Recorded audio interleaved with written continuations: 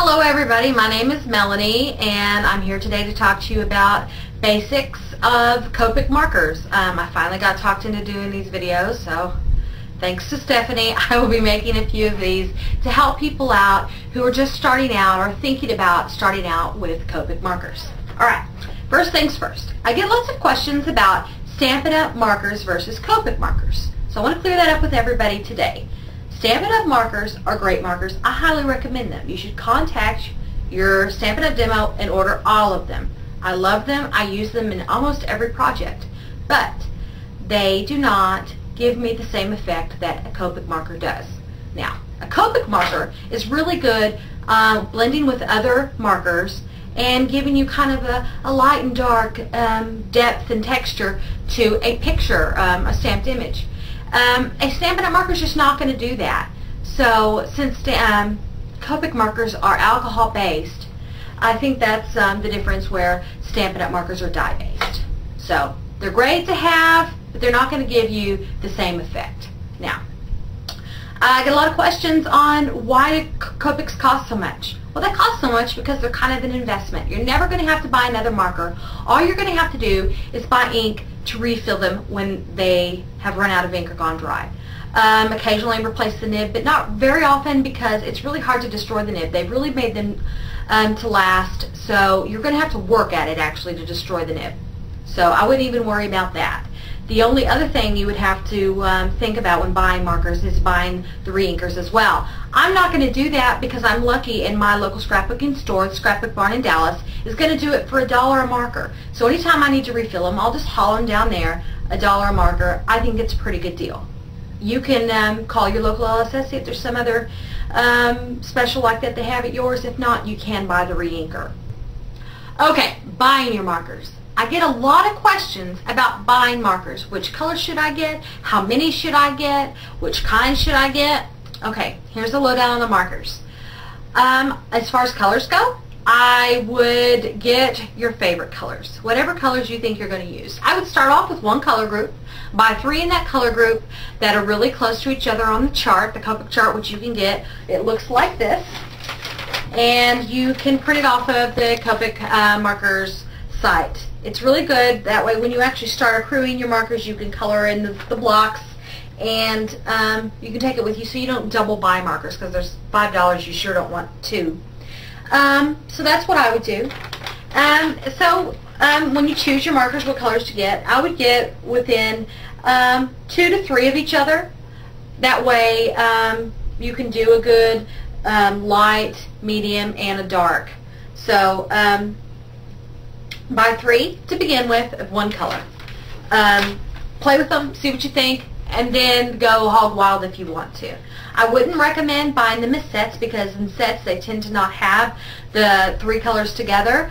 They're just a range of colors just to add to probably what you already have. So if I were you, I would go ahead and just buy them individually to really get going.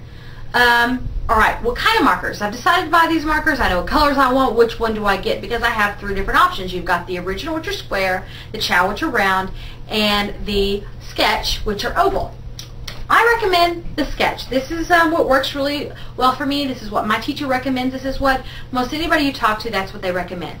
They are the more expensive one, but it lasts longer and you won't have to refill them as often. They feel really good in your hands and they don't roll off your desk. They also are the only ones that are going to work in your air gun. So if you plan on investing in an air gun like I did, which is really cool and I highly recommend it, I would get the sketch. Alright? Now, be successful with your markers. You're going to have to put some money into special paper and special ink to stamp your images to color. The special ink is Memento ink. You can get this at Hobby Lobby, probably your LSS. That's actually where I bought mine. I don't think Michael sells it, but you know, there's a lot of places locally you probably can get it without having to worry about ordering it online. Hobby Lobby, you can wait till the coupon comes out, 40% off, there you go. It's really good. I have no problems whatsoever. Do not use Stays-On ink. If you use Stays-On ink, you are going to stain your nib. This is what my teacher recommends, and a lot of people I've seen online recommend this. So this is what I would say you have your best bet. Start off with this. If you don't like it, you can go to something else, but I would start with this first.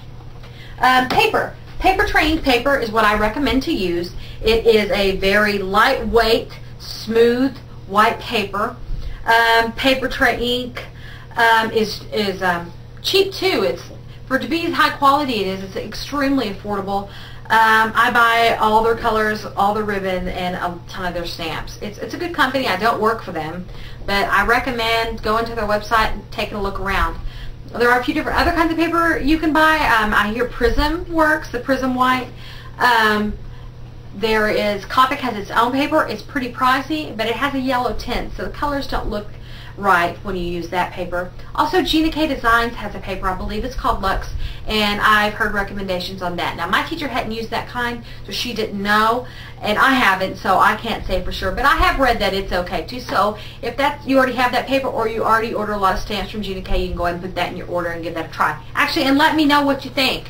Alright, I want to let everybody know I am not a Copic designer. I do not work for the Copic company, or a Copic company. Oh, God, I gotta get that right. Can't get it in my head. I am just a novice. I just started this not long back, about a month ago, and I'm taking classes, and so I'm going to give you the information I get in my classes so you guys can have it. I don't know as much as these other ladies, like, you know, Debbie Olson or Michelle Wooderson. I'm not even close to that level yet. But I figure this is good because we can grow together. I started at zero. You guys, some of you are starting at zero. Some of you aren't. Some of you are way ahead of me. If I'm missing anything or I get anything wrong, please let me know. I don't want to throw out bad information out there. Alright, well, thank you so much. If you want to join me for my next video, I'm going to be doing actual demos, bricking, making scales, cobblestones, and making a suede effect with your Copic markers. Is really cool. Copic markers. I promise I'll get that right by the next video. Copic markers. Alright, thank you so much. I'll see you guys on the board.